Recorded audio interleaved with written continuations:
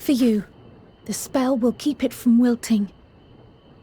She said you would need it for the journey ahead.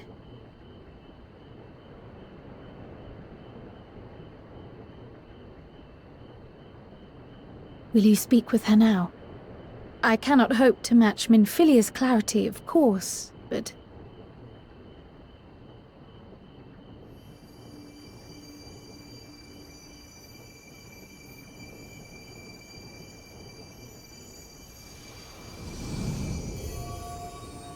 Thank you.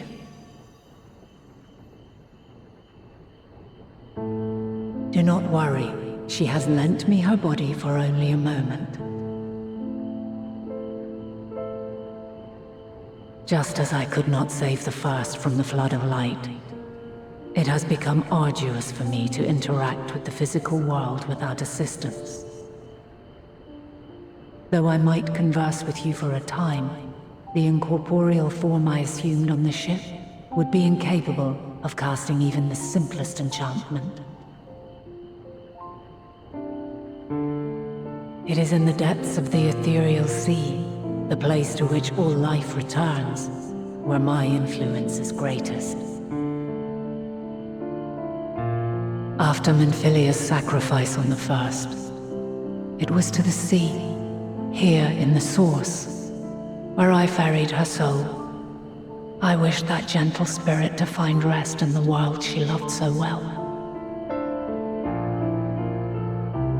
Her, and another who may yet have a part to play, though that will depend on you. Take the flower, walk free, for you are free, to go where you wish, to believe what you will.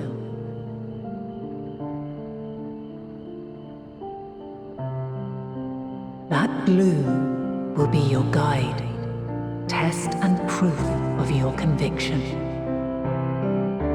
In darkness, seek joy, surrender not to sadness, and see beyond despair. Walk free and bear the light for others to follow. Together, raise it aloft and let it shine, till the end, blinding and radiant.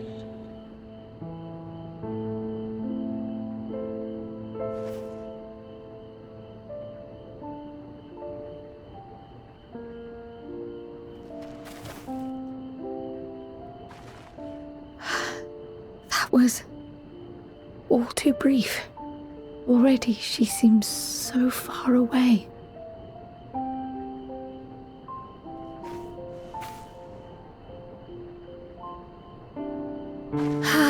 My apologies if I startled you. Ever since we began our descent into Labyrinthos, I had sensed another's will, straining to reach out. Even with my particular talents, though, I was unable to make a connection at first, so weak and tenuous it was. Once I took hold of that wispy thread, imagine my surprise to discover it was Heidelin herself. Needless to say, it seemed wise to learn what we could before letting go.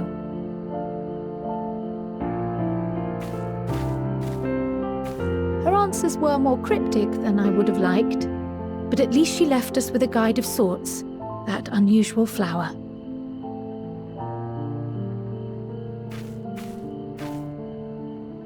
Yes, we are definitely making progress.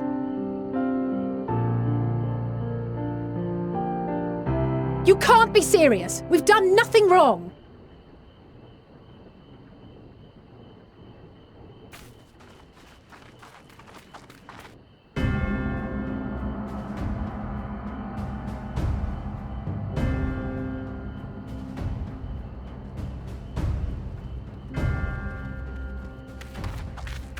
Master Fortuno? What business has the Forum with us?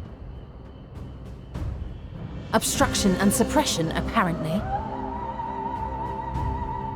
Mistress Baldessian, our records show you facilitated the Scion's entrance into Sharlayan by claiming them as assistants for your organization.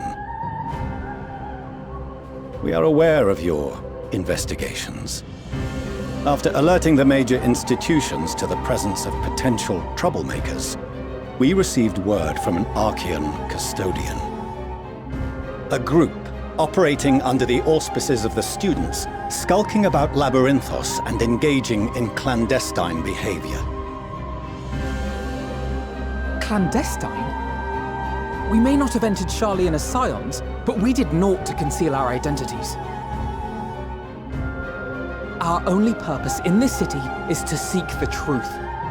I can think of no reason why our actions should warrant the Forum's intervention.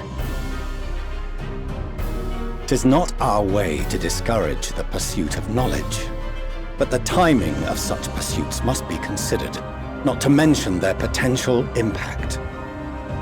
With the world in chaos, we, the true caretakers of wisdom, have committed ourselves to an undertaking that demands the utmost discretion. And we will not risk its success by turning a blind eye to disruptive foreign elements in our midst.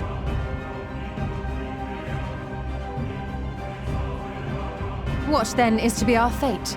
Will you put us on a ship back to Eorzea? The Forum will convene to examine your case. The results of said inquiry will determine your future in this city. As for your absent companion, he has already been detained.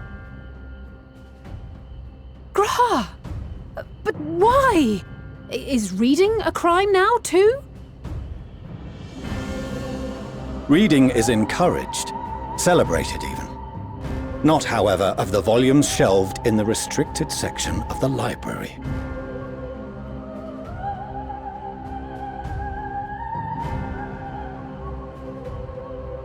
Refusing to comply will only make matters worse. Let us instead treat this as an opportunity to open a dialogue with the Forum.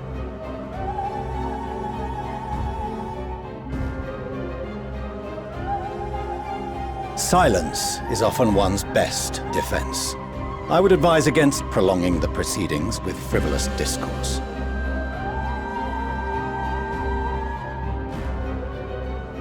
But enough. This is not the place for debate. The rostra await.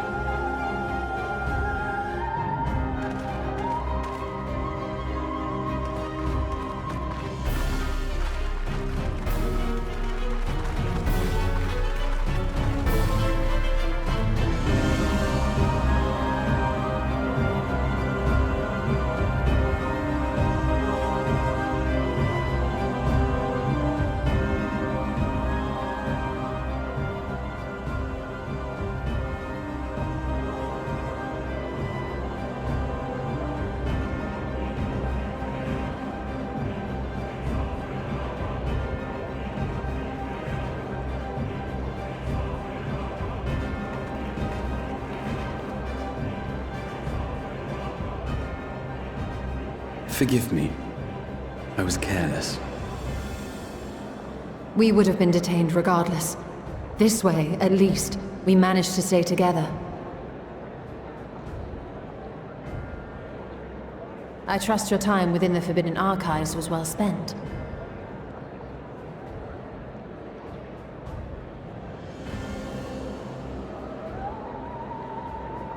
The Forum will come to order! This inquiry is now in session. As Speaker-elect, I will be presiding over the day's proceedings. Master Fortuner, would you be so kind as to restate the matter which compelled you to summon your colleagues with such urgency?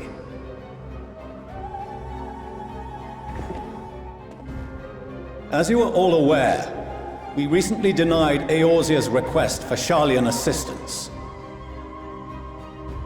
Since then, certain individuals dissatisfied with our decision have taken it upon themselves to interfere with our work. They entered our nation masquerading as associates of the students of Baldessian. But these malcontents are better known as the Scions of the Seventh Dawn. These militants wield influence with both the Eorzean and Eastern alliances. and are inextricably involved with the crises presently afflicting the world at large. Loose in our city, these warmongers sought to meddle with and expose matters of state secret. What are they, if not a dire threat to be expelled?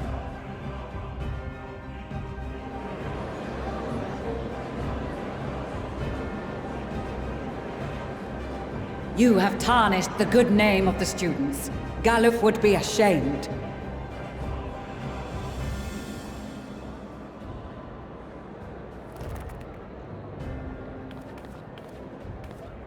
Galuf Baldessian was never one to forsake his fellow man. Even if this nation closed every door and retreated from the world, he would have found a way to help the Scions, help every soul of this star fight back against the coming doom.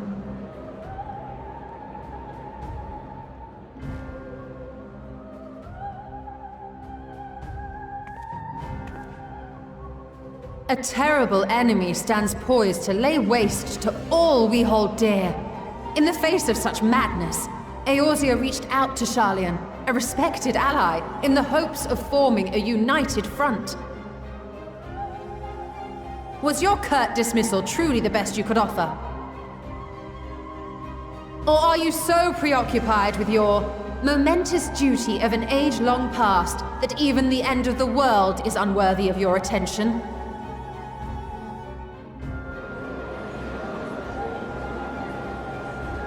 Whence came this revelation?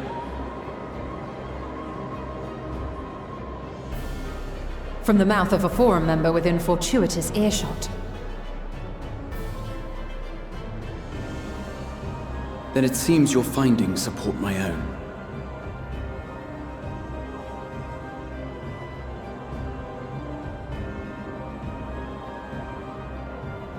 The reason I visited the restricted shelves was to study records of the Forum's policymaking process, to better understand the historical trends underlying their most major decisions. At first glance, the positions of neutrality in war and the accumulation of knowledge above all else appear constant and consistent, the unchanging pillars of Sharlayan society. And once upon a time, I might have left it at that. These days, however, I am more attuned to the subtleties of governance, and so I noticed something odd.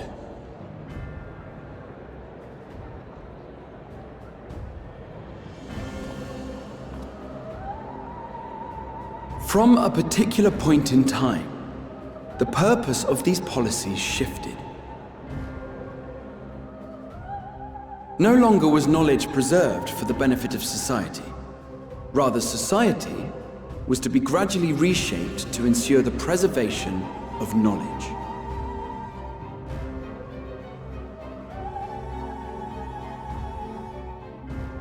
The most conspicuous and telling change was the one which befell Labyrinthos.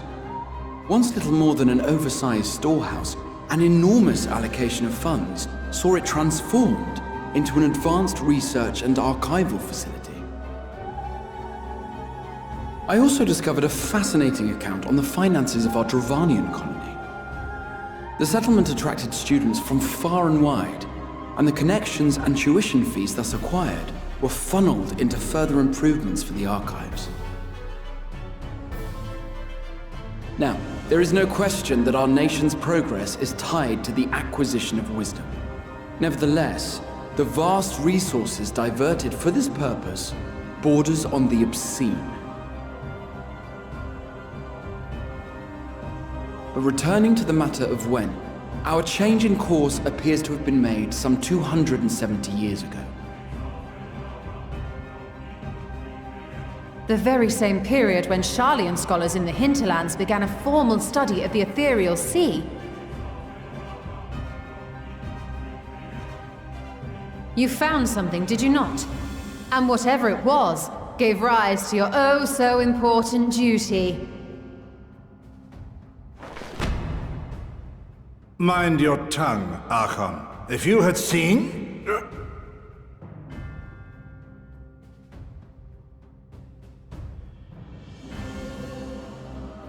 Yes, we are bound by a duty we cannot ignore. Knowing this, what would you have us do? Abandon our vital work and join you on the field of battle? We will never choose the way of the sword. We will fulfill our mission not through strife and bloodshed, but survival. Come what may, we shall live on. We must. Do as you must, then. But we Scions will fight until the heavens fall, until our last breath.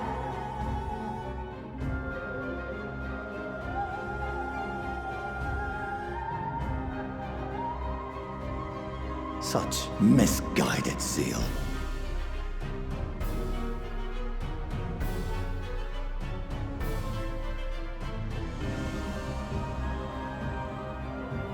Father,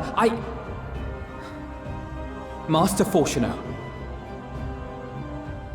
I fail to understand the stance you have elected to take. But by the same token, I have yet to find a compelling argument to counter the challenge you put to us in Gridania.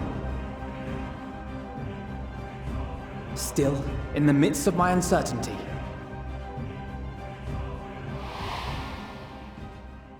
I must trust in myself to do what is right, as others have chosen to trust in me.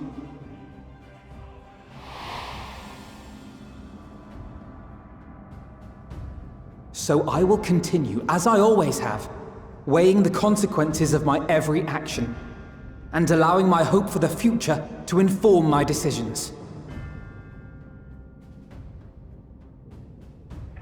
That's quite enough. Have you all forgotten the reason for this assembly? Skolok Monteshane. He's the head of the Studium and an old friend of my grandfather's. Honestly, every discussion devolves into some interminable debate. Terrible habit. Let's return to the topic at hand, By their own admission, these Scions have resolved to fight alongside the Eorzean nations against the doom which swift approaches. But there exists no evidence of an attempt to incite our citizens to do the same. Furthermore, while our decision may well have been the correct one, we cannot simply bull our way through these disagreements without inviting doubts or objections. Put yourselves in their place. Who among you would leave a tome unopened if an elder forbid you read it with no reason given? Now, if we're to quell further discontent, then we must conclude this matter with a fair and even hand.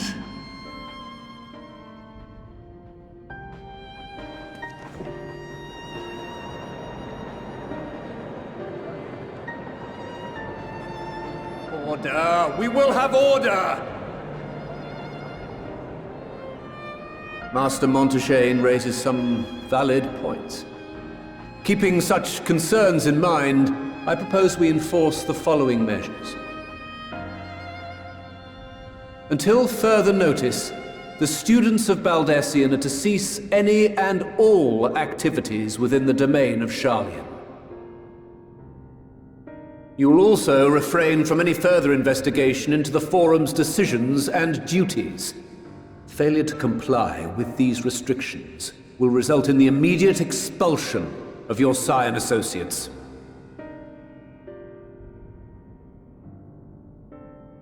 Let us put this judgment to a vote. All in favor, raise your hand.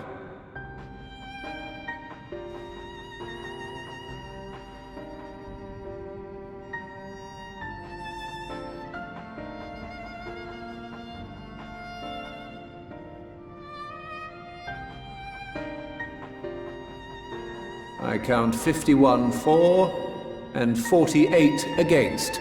The proposal is passed. Students, Scions, you have heard the Forum's judgment.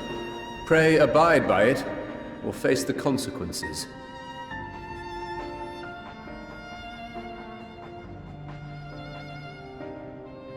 Honored members, I thank you for your time. This inquiry is concluded.